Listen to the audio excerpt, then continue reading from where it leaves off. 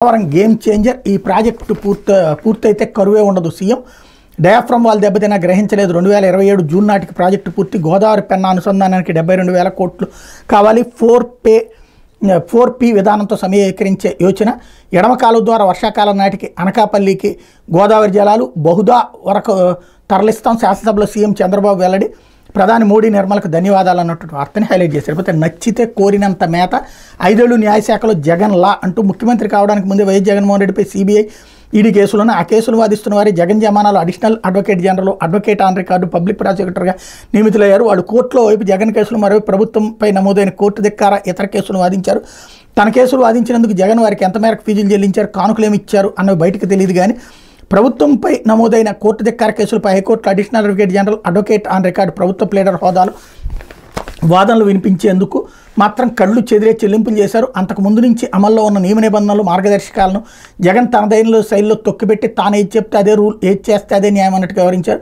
ముఖ్యమంత్రిగా తనొక్కడే నిర్ణయం తీసుకుంటే చాలు, ఆర్థిక ఇతర శాఖల ఆమోదం, న్యాయబద్ధమైన పరిశీలనలో పని లేదన్నట్టుగా న్యాయవాదులకు ఫీజులు చెల్లించారు. నిజానికి ఒక పీపీ హైకోర్టులో ప్రభుత్వం తరపున కేసులు హాజరై వాదనలు వినిపించినా లేదా కనీసం కనిపించిన 5,000 చెల్లించాలన్నది నిబంధన. జగన్ దీన్ని తిరగరాశారు. తనకు నచ్చినట్టుగా ఫీజుల చెల్లింపులకు జీవోలు ఇచ్చేశారు. చింతల సుమన్ ఇందుకు ఉదాహరణ. చింతల సుమన్ ప్రత్యేక ప్రభుత్వ ప్లేడర్, స్పెషల్ జీపీగా 2021 సెప్టెంబర్ 30 జగన్ ప్రభుత్వం నియమించింది. ఆ సమయంలో పురపాలక శాఖపై 132 దాకా ధిక్కార కేసులు నమోదై శాఖ తరపున ఈ కేసుల విచారణలో స్పెషల్ జీపీగా సుమన్ హాజరు కావాలి. ఇందుకు ఆయనకు ఒక్కో సిట్టింగులకి నిబంధనల ప్రకారం 5,000 చొప్పున ఇవ్వాలి. ఇందుకు ఆయన ఫీజుకి అయ్యే మొత్తం 6,60,000. కానీ ఇది జగన్కి నచ్చలేదు. ఒక్కో సిట్టింగ్ 4,000 ఇవ్వాలని పురపాలక శాఖను ఆదేశించారు.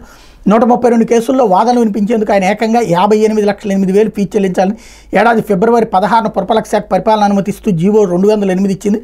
ఆ తర్వాత 23 బిల్లు చెల్లింపుకు ఆమోదం తెలుపుతూ న్యాయశాఖ జీవో 91 జారీ చేసింది. ఇదంతా ఎన్నికల నోటిఫికేషన్ రావడానికి కొద్ది రోజుల ముందు సాగిన పరంపర. ఈ ఫీజుల ప్రతిపాదన 2021లో న్యాయశాఖ విడుదల చేసిన జీవో 279కి విరుద్ధంగా ఆర్థిక శాఖ ఆమోదం లేకుండా ముందుకు తీసుకొచ్చారు.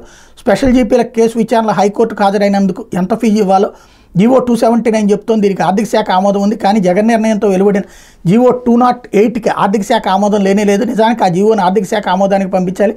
కానీ సీఎం స్థాయిలో నిర్ణయం తీసుకున్నారు. ఫీజుల చెల్లింపుకి జీవోలు ఇచ్చినా ఆర్థిక శాఖ వాటిని ప్రాసెస్ చేయలేదు. దానిపై కొన్ని ఒత్తిళ్లు వచ్చినా ఇప్పటికే ఎన్నికల నోటిఫికేషన్ రావడంతో అది కాస్త ఆగిపోయింది అన్నట్టు వార్తని హైలైట్ చేశారు. కాకపోతే విచారణకు వర్మ డొమ్మ అన్నటువంటిది హైలైట్ చేశారు.